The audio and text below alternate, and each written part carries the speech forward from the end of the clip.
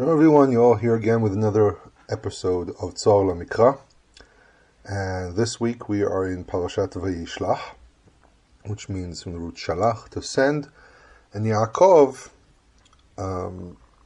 it's an interesting thing about his character. He's always prepared for the worst. And this is actually, again, another situation where we see the preparation for the worst. And a lot of discussions have existed about this preparation, about this entire behavior of Yaakov from the get-go. And what he does here, he does a shlicha, he sends messengers, Malachim. It's interesting how the word Malachim and Malach are very, very common in the stories of Yaakov, and I'll get that in a moment. But it's interesting, his entire demeanor of preparation and so on. He's always in preparation for war. He's always getting ready to battle someone. He's always in trouble and so on. And there's always been this discussion about the character of Yaakov being a symbol also of Israel.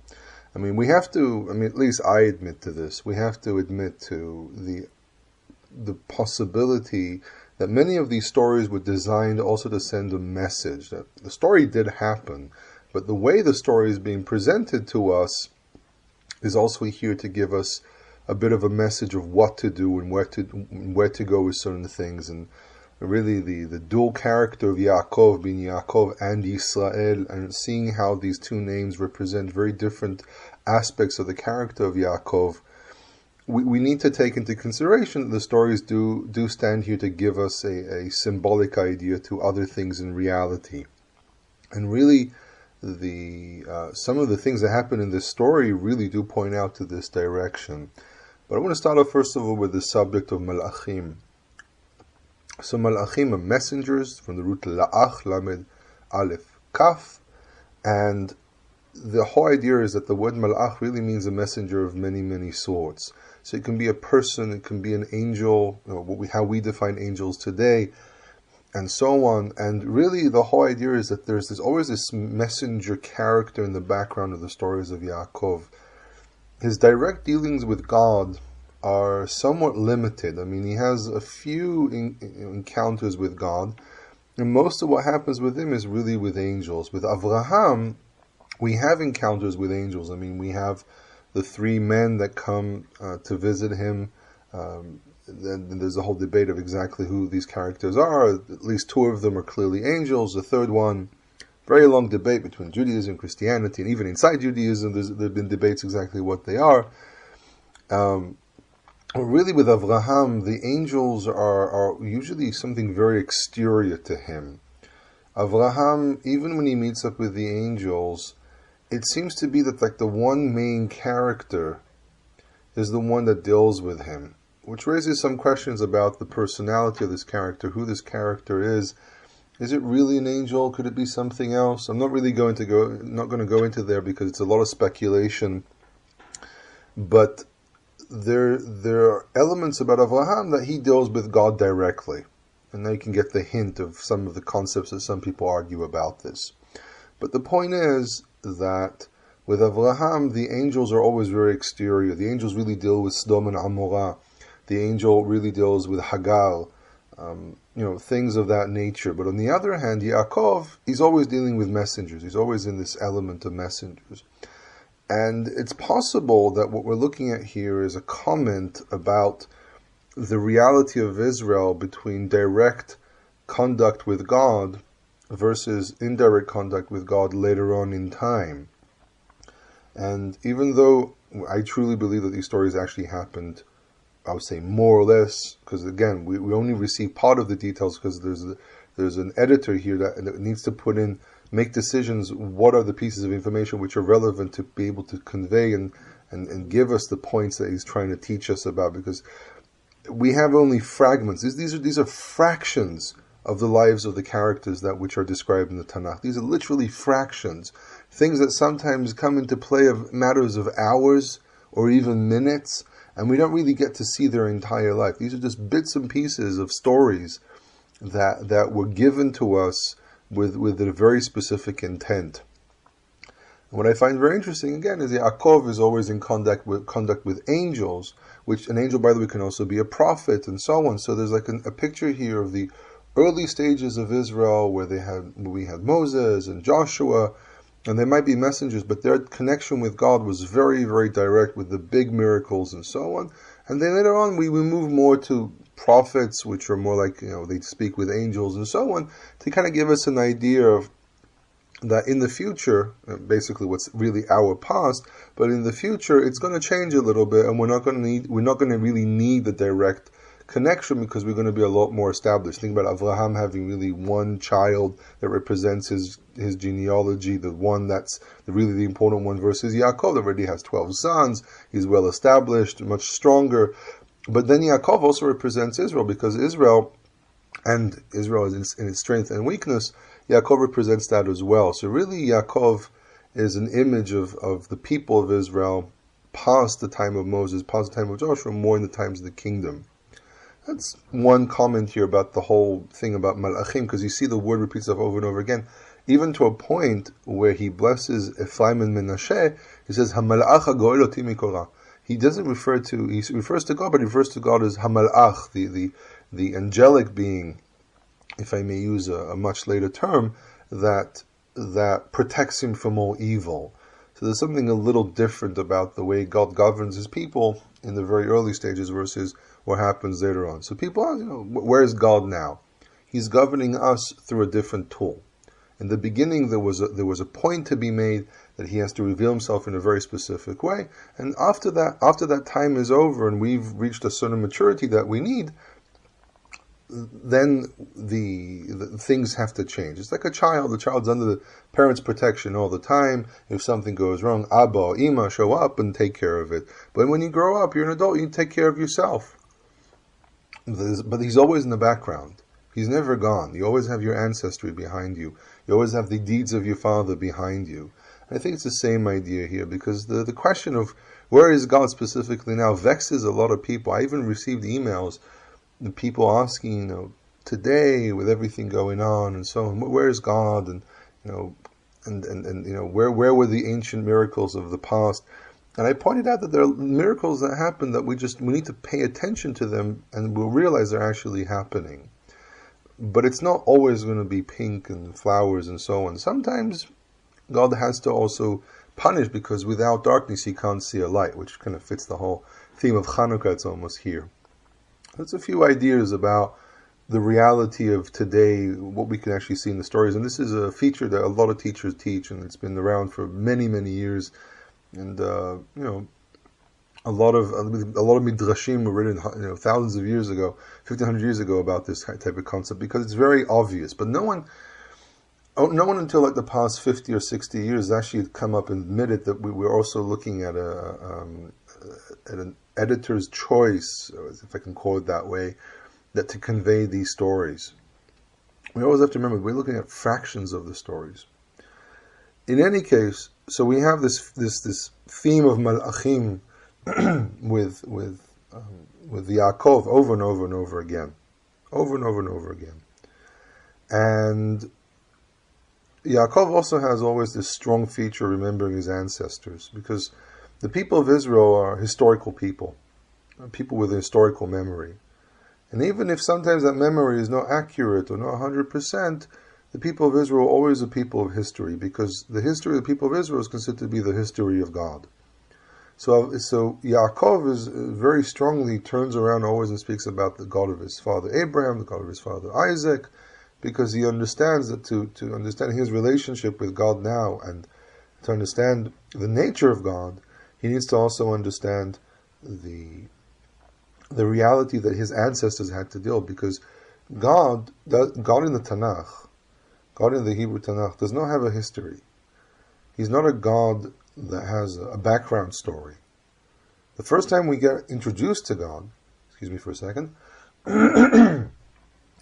the only time that we get introduced to God is he's already a given. He's there.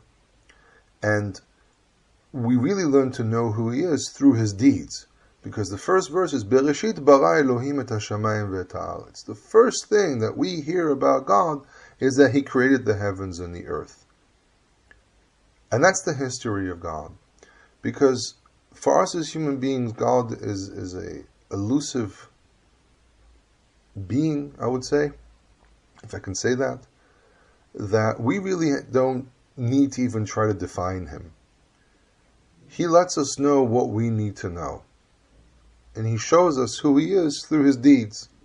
We don't have to start chasing around trying to give exact definitions about God, if he's male, if he's female, if he does this, if he is this, if he is that, if he has a form, doesn't have a form. These are discussions that people in the Tanakh did not even go into, because they had a very clear understanding that they don't need to even go there. They have a covenant with God.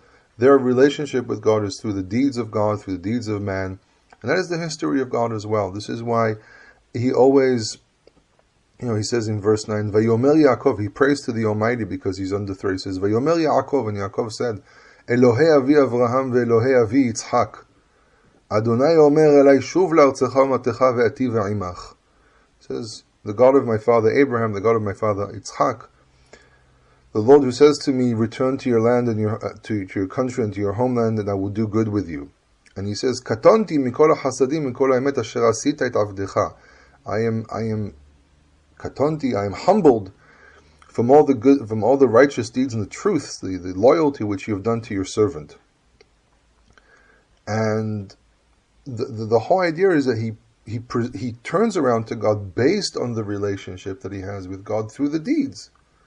He's not going to like, you're a good God, you're a bad God, you do this. He says, I am humbled by the deeds, by the goodness that you have done to me. He doesn't go into these elaborate discussions. It's only later on where Moses himself turns around to God and says, listen, I need something. I need to get an understanding of who you are. I'm bringing these people into a covenant with you. We need to have some insight to who you are. And even then, God says to him, Rahum v'hanun erech apayim v'rav chesed. He goes more into characteristics that can be defined through actions. So it's an interesting thing how people kept on for many years trying to define who God is, and really it's the exact opposite. You're not here to define who I am. You want to know the will of God? Look at his deeds, and you'll know what his will is. Look at his Torah, what he gave you. And I get really frustrated when I see religious people, and it doesn't matter what religion they're from, who sit there. They don't really speak with God. They can't really claim that they have a direct link with God. They can't claim that they're speaking with God on constant, on a regular basis. They can't even claim that they have any divine inspiration. Many of these people claim this, but they don't. But they can stand there and tell you what God thinks and what God wants and so on. It reminds me of a scene from a movie, The Kingdom of Heaven, which is the story of the fall of the Kingdom of Jerusalem in 1187, when Salah ad-Din conquered Jerusalem and the kingdom itself. Really, the story doesn't end there. It really ends in 1240, 41, 42, with the destruction of everything here. And what happened is that they stand there and they just decide to go on and start slaughtering all the Muslims in their area and kill everyone. They say, God wills it. This guy yells that God wills it. Based on what? Because you have a priest that tells you God wills it. Based on what? So this is the problem with religions. This is the real problem with religions, that everyone stands and says God wills it. But this is the idea. God gave us a Torah. If you're going to base yourself on the Tanakh, if you want to know what God wills, you go to the Tanakh and you look at it. You go what the prophets did and said, and you see how to make decisions. When you, for example, in a situation of war, you look at Yisra'el, and he says, stand strong against Ashur. And they stood strong, and even the historical chronicles of Assyria admit that Jerusalem was never conquered. You go to Jeremiah. Jeremiah says, no, you have to surrender King of Bavel. There are times when you have to make a decision like this, and times you have to make decisions like that. The point is that there are many concepts which are being given to us in the Tanakh that we just need to pay attention to what's actually said there. But to stand and say, God said this and that, unless you're quoting from the Tanakh, I don't think you really have the right to say anything about what God wills and doesn't will. It's a very, very dangerous thing, and I keep on seeing these people claim God said this, God said that, and you ask them where, and they say, oh no, this is, I understand this as being God's will. So you have to be very, very careful. This is why I as a rule, always say, I'm just going to give you an idea or a direction or an opinion. I'm going to tell you what to do, because I'm not a prophet, nor a son of a prophet. I have no way of knowing 100% this is exactly the way it's done. But today, with our ability to communicate from all over the world, we can at least meet somewhere and have discussions and try to understand what is God's will through common sense and through discussion and so on. My tribe has been given the power to make decisions, but again, it's a power as a tribe with traditions and so on. We work as a unit, not as individuals. I guess that's my ranting about religion, because lately it's been bothering me a lot, because I keep on seeing people recruiting God for their purpose, and you ask yourself a question about, so everyone's recruiting God. I think it's kind of an improbability that God belongs in every one of these camps.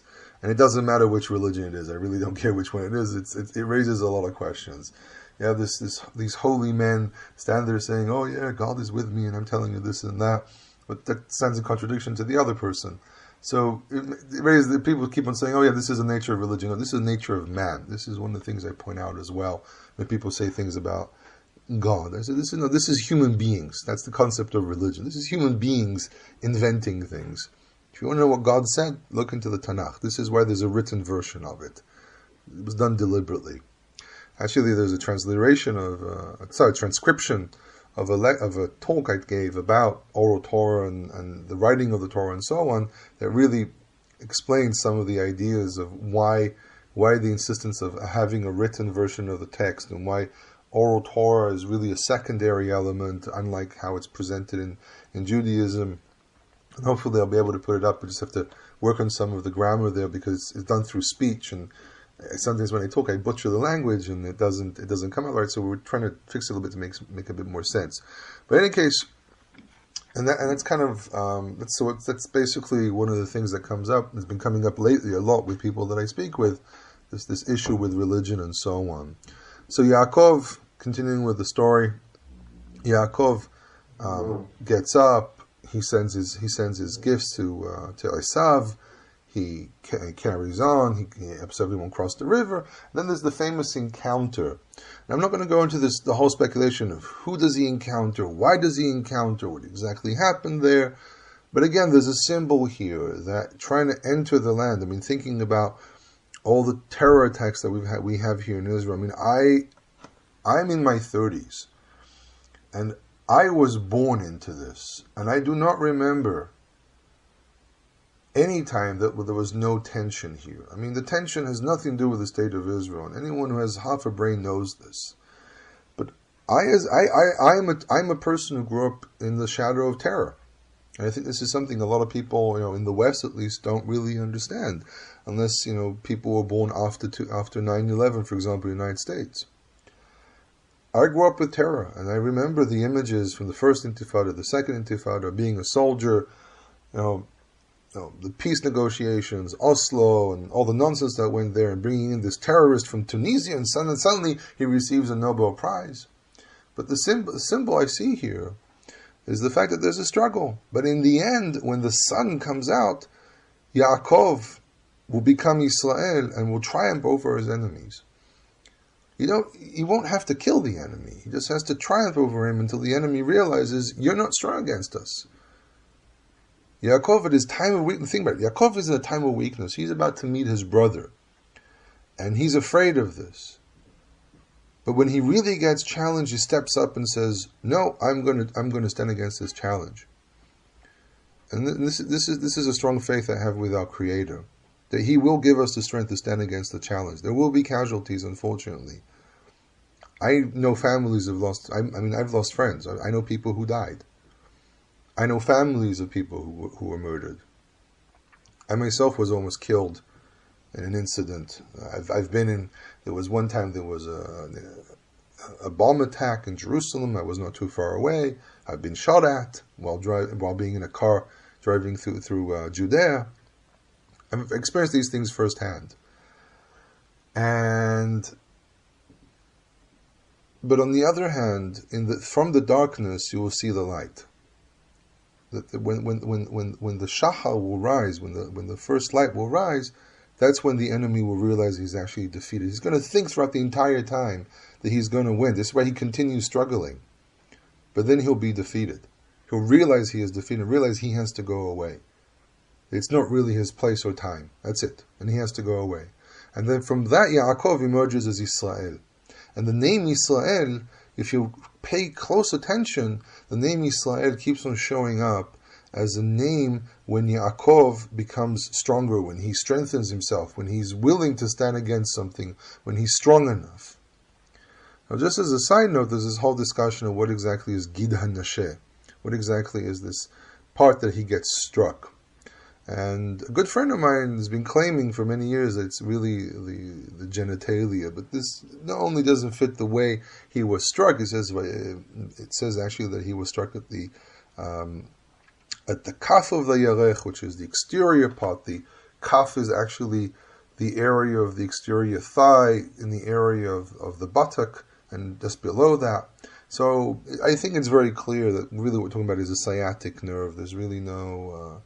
Though the penis is sometimes referred to as a gid, sometimes it is referred as gid, and they say gid hanasheh, gid hanashim, the member that relates to women, but I don't think that's really what we're looking at here.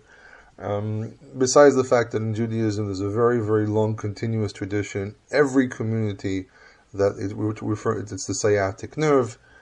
The word gid is most commonly used to refer to nerve ending, to nerves and more string-like particles, because striking in that area is really striking the boshet, striking the erva. It's not referred to as the kaf. The kaf is also not the interior. That's referred to as the yarech. Kaf yarech is the exterior part. So I think it's very clear that it's really sciatic nerve. But what's very interesting here is that what we have here is a practice. This is not really a commandment. In Judaism, the Gid HaNasheh is referred to as something which is considered to be a commandment. But really, when you look at it, it's more of a tradition. It's very interesting how a tradition passes on and becomes part of practice. But when you look at the laws of the Torah, when you actually follow through the laws of the Torah, you never see a commandment not to eat this part. You never see a prohibition or anything. The practice, this is a practice of ancestry. This is a pure minhag.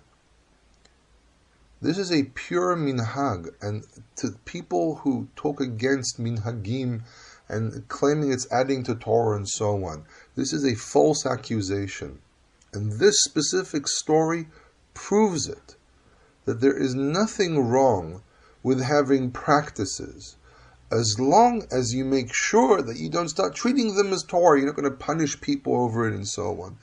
But you see that there's nothing wrong with minhag. There's nothing wrong in having a culture.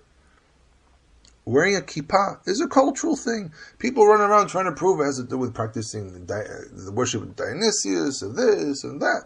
No, there's nothing to do with that. It has to do with a practice that people who fear God cover their heads. A Kohen covers his head as part of his service. It's part of who he is also as a person, because he's in service. And covering your head was one of the signs of a person who is of a certain status in society. And it became very common that people who did see themselves as very religious covered their heads. Today, people cover their heads all the time amongst Orthodox Jews and even conservative and Reform, especially Reform when they actually go to the synagogue. But that's more of something a little different, of showing respect to the synagogue and so on. But in earlier stages of head covering, people didn't necessarily wear kippah. There wasn't any specific symbol of being a religious man. It was only Talmidei Chachamim, the wise students, the Torah scholars, and the rabbis and so on, that covered their heads all the time because it was more a symbol of status. And when people went to the synagogue, they covered their heads with a talit itself, with a hat or something. But it wasn't something that people wore all the time. And even 100 years ago, even religious people didn't necessarily wear a yarmulke. It was more something that the more I would say, I wouldn't say observant, but I would say the more religious type people would cover their heads. The story of the kippah is a story by itself, that This is not the place or time for it, but it has a history that was a whole change in the religious world in general, in Judaism, Christianity, and Islam, where people started covering their heads. It was a whole movement. It has nothing to do with worshipping Dionysius or anything like that. People, little beanie hats and so on, have been in existence for a very, very, very long time. The fact that someone found a statue of one version of Dionysius that has something that looks like a yarmulke doesn't prove anything. It just shows that there was something like it. It's a very dangerous practice to look things up in ancient history and claim, oh, look, it's that. Who says? Who says there's a connection between them? The layman historian doesn't necessarily understand how these things work. You find history is not just knowing bits and pieces about culture and so on. It's understanding how things also came to be. So we have this subject of Minhagim and so on, which I don't think there's anything wrong with it. Another legal subject here is the unfortunate story of the rape case of Dinah. Dinah is kidnapped, which is an insult to her family. Dinah is raped, which is even a greater insult, and she's also raped by a foreigner. This is a violation of the protective acts towards tribes that enter your area. Yaakov buys property, therefore he is protected. It says specifically. So it says, "Vayavo Yaakov Shalem ir Shechem." He comes to this place known as Shalem, which is probably adjacent to the city of Shechem. Shalem is not, I do not think Shalem is Jerusalem. And he buys a piece of property. And now that he owns property, he's a protected person. He is not a foreigner. And even a foreigner, there are rules and regulations. So what Shechem, the son of Hamor, does is a violation of every possible law that you can imagine.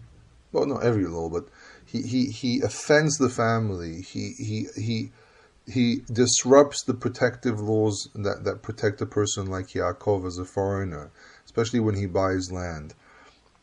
He negotiates marriage under restrictions and so on. So the question is, Yaakov he's now Yaakov. He's not Yisra'el anymore. He's fearful, but the brothers are actually right. But then the question raises, why was the city punished for the deeds of this person? So several things. First of all, the city, like in the case of if you find someone who's murdered in the middle of a field, it's the responsibility of the nearest city to atone for that sin. The people of Shechem are basically under some level of oath to protect Yaakov. Because Yaakov is now a dweller. He doesn't live in your city, but he's not this foreigner who's going through your land. He's a person, first of all, who has strong ties to the land, and he also is a landowner not too far away from where you live. So they are actually under a law that forces them to protect them. So the fact that not only someone from the city did such an act, and they don't immediately give him away, and they don't immediately go and apologize and so on, but they go into negotiation. It's also a leader of the city. It puts the entire city to shame. There's an entire guilt on the city for what they did. Same thing with the murder. Think about it. In the book of Deuteronomy, when there's a rape case of an unmarried or unbetrothed woman, the text equates it to murder. She is not guilty, for she is like when someone is found and is murdered in the field. She is a victim. But see how Deuteronomy connects the two pieces together. So if this type of rape case is like a murder case, the entire city of Shechem takes liability for what was done by one of their leaders. And therefore the act that many people say this was a violent act, unnecessary violence and so on. No, this is part of the logic of atonement. It's harsh for Westerners, but back then in the East, this was the judgment. This is like murder. Rape is like murder. It sounds strange to us today, but it is. And this is why the entire city was punished. The brothers are not chastised by their father for committing murder. They're chastised by the fact that they went and attacked an entire city like Shechem, which is an important city, sits on the main road. Now maybe if they didn't kill everyone, they did wage war against them and they did kill a lot of people. Still, the act itself is very, very scary. So this is really one of those stories, as you can see, one of those stories that really don't make sense to us until we understand the ideas of the ancient world. People, this was a shameful act. The concept of honor and shame in the ancient East is great. I mean, many of our cultures to this very day continue this. Now, for us, many of us, we talk about the honor killings in the Islamic world, in the Arab world, and so on. It's very, very foreign to us. I understand this. I mean, today, a situation like this will never be resolved like this, but we need to understand how they saw things. And some people say this is barbaric and so on, and I can understand why they make these claims, but again, it's a cultural thing, it's a cultural difference. The humanism that we have today is a new thing. And even today, with all our humanism and Western culture and everything, we're still very, very, very far away from these ideals that we have. We still kill people, sometimes over nonsense. We have a lot of things going on. So I really, when people talk about the Bible being a violent book, I said, listen, society hasn't really changed. So I really appreciate if you just shut up, because it's really, the whole approach is just being anti-religion. It has nothing to do with being violent or not violent or whatever, primitive behavior. Most of us are still very primitive, and most of us still do things that we should be embarrassed that we do them, and so on. It's a lot of nonsense. But really, to understand the whole idea here of attacking the city is on that point that the rape is considered to be like murder. And the Torah specifically in Deuteronomy, I think it's Deuteronomy 21 or 22, I think it's 22, specifically says this. So this is why they went in, and they had the right to go and kill, because Shofech dama adam ba'adam damo yishafech. He who spills the blood of man by man, his blood will be spilled. And the entire city is responsible for what happened, especially if it's one of their leaders, because their leaders represent who they are. Now, an historical aspect, it's very interesting that this specifically happens in Shechem, because in Shechem has always been a place of contention for Israel. If we're talking about the times of the judges, if we're talking about the time when the kingdom was split, if we're talking about even today, Shechem has always been a nest of trouble for Israel. So it's an interesting comment about the reality of the land of Israel and the reality of Israel with the city of Shechem. It's always been a city with difficulties and a city with trouble. And maybe that's why Yosef is buried there. Maybe it's the idea to try to remind everyone, look at this wonderful man that helped the world and brought places together and people together for the betterness of mankind. Maybe that's why he's buried there. Maybe he's buried there. Oh, it's going to be also the fact that Shechem is a city of the northern tribes, and specifically of Ephraim. But it's also a Levitical city. But the whole point is really that there's an interesting comment here about society and so on. The last thing that we have here, which I personally find very peculiar, and I've never really understood how such a thing could happen, was the whole story of when they leave and they get up and they kind of basically travel, but no one deals with them. Yaakov actually tells them to remove all the nizamim asher be'oznehem, all the earrings and all the idols that they have. Asir kol Elohei nechar asher v'yitnu Yaakov et kol. It says here, he tells them, Hasir et Elohei nechar, was in the right one. Hasir et Elohei nechar asher betochachem, remove all the foreign gods which are amongst you, v'yita'u, and purify yourself, v'achlifu simotechem, and change your clothing. He's preparing them basically to go and do worship, to basically worship in the full sense of worship, not just the word to bow down, which unfortunately keeps on being translated as worship for mostly theological reasons. What I find very interesting is the fact that they have these foreign gods amongst them, and I think part of it has to do with the fact of where they grew up and how much of the faith that Yaakov has, how much he actually gave it to his children, and how much was the influence of Leah and Rachel and what they took from home, and so on. And here, this is where Yaakov kind of puts his foot down and kind of suddenly realizes, I'm back in the land. I have to be loyal to the covenant that I have.